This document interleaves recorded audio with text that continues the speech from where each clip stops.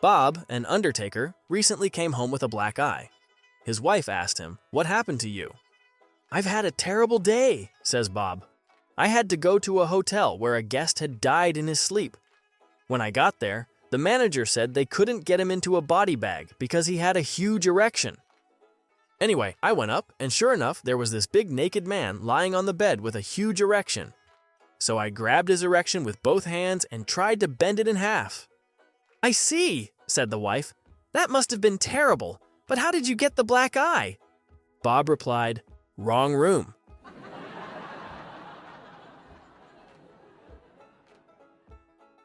My grandmother told me how she ended up marrying Grandpa.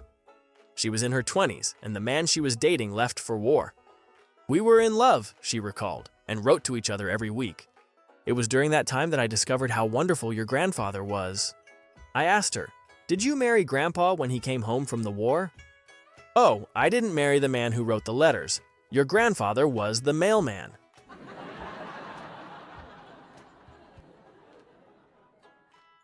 Bob's barn burned down the other day. Bob's wife, Sally, called their insurance agent to file a claim and demand the amount the barn was insured for, $60,000. Hold on just a second there. That's not the way it works. First, we'll send out an adjuster to assess the damage, then we'll provide you with a replacement barn, just like the original, stated the agent. After a lengthy pause, Sally replied, "What? Well, if that's the way it works, cancel the life insurance on my husband immediately."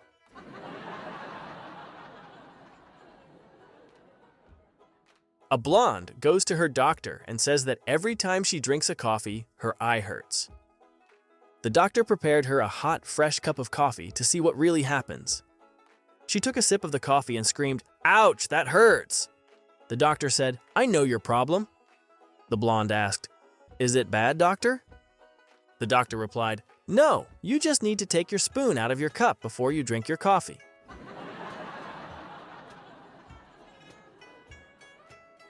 A blonde fell and hurt herself at work. The doctor said she would be fine, but needed a little time to heal. He suggested an easier job for a week or so. She brought the doctor's note to her boss, and he suggested light duty for the week. The blonde began to cry. Her boss asked, "Why are you crying?" She said, "I don't know how to change lights."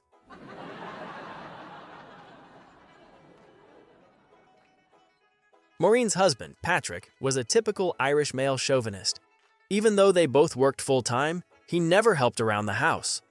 Housework was woman's work. But one evening, Maureen arrived home to find the children bathed, one load of clothes in the washer and another in the dryer, dinner on the stove, and the table set. She was astonished. Something's up, she thought. It turns out that Patrick had read an article that said wives who worked full-time and also had to do all the housework were too tired to make love. The night went well, and the next day she told her office friends all about it. "We had a great dinner. Patrick even cleaned up. He helped the kids do their homework, folded all the laundry, and put everything away. I really enjoyed the evening." "But what about afterward?" asked her friends.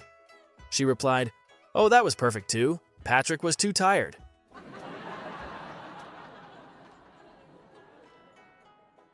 The husband had just finished reading a new book entitled, "You Can Be the Man of Your House." He stormed to his wife in the kitchen and announced, "From now on, you need to know that I am the man of this house and my word is law. You will prepare me a gourmet meal tonight, and when I'm finished eating my meal, you will serve me a sumptuous dessert. After dinner, you are going to go upstairs with me, and we will have the kind of sex that I want. Afterwards, you are going to draw me a bath so I can relax. You will wash my back and towel me dry and bring me my robe. Then, you will massage my feet and hands. Then tomorrow, guess who's going to dress me and comb my hair?" The wife replied, "The morgue attendant would be my first guess."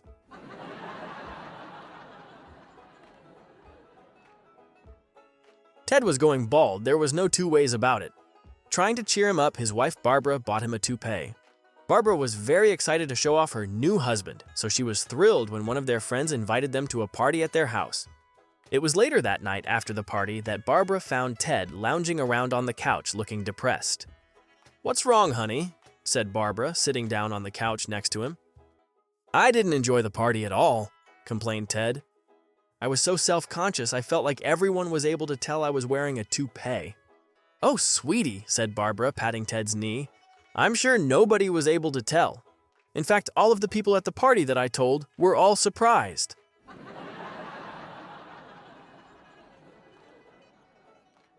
A kindergarten teacher was helping little Johnny put on his boots. Even with her pulling and him pushing, the boots just wouldn't budge. By the time she got the second boot on, she was sweating. Then Johnny said, "Teacher, they're on the wrong feet." She looked, and sure enough, they were. Getting them off was just as hard as putting them on. But she kept her cool, and together, they wrestled them back on, this time, the right way. Then Johnny said, "These aren't my boots." She bit her tongue rather than get right in his face and scream, "Why didn't you say so?" like she wanted to do. Once again, she struggled to help him pull the ill-fitting boots off. Then Johnny said, "They're my brother's boots. My mom made me wear them." She didn't know whether to laugh or cry, but somehow she got the boots back on. Finally, she asked, "Where are your mittens?" Johnny smiled and said, "Oh, I stuffed them in the toes of my boots."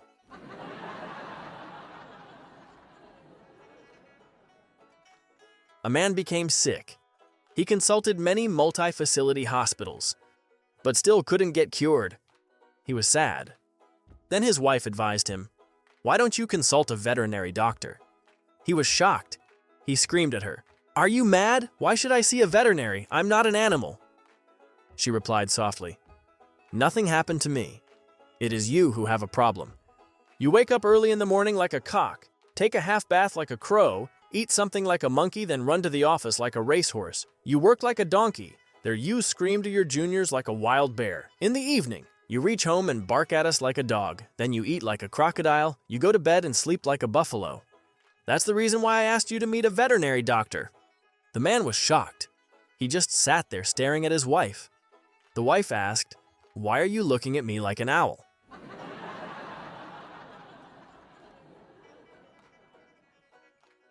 A man was reading the paper when an ad caught his eye. It boldly announced, $500 Porsche, new. The man thought that it was very unusual to sell a Porsche for $500, and he thought it might be a joke, but he said to himself, "It's worth a shot." So he went to the lady's house who was selling the Porsche, and she led him into the garage. Sure enough, there was an almost brand new Porsche. "Wow," the man said. "Can I take it for a test drive?" "Sure," answered the lady. Unlike what he expected, the man found that the car ran perfectly. When he got back to the lady's house, he asked her, "Why are you selling me this great Porsche for only $500? Then the lady replied with a laugh, "My husband just ran off with his secretary and he told me, 'You can have the house and the furniture, just sell my Porsche and send me the money.'"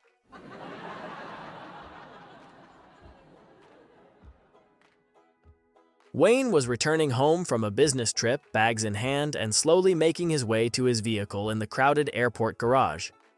Suddenly, a large, dark car screeched to a stop in front of Wayne, and the driver pointed menacingly at him.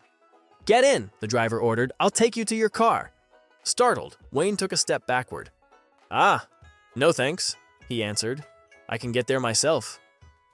"No!" the man barked back as he threw open his passenger side door. "Get in!" Wayne's eyes now darted around the garage, hoping to find a security guard.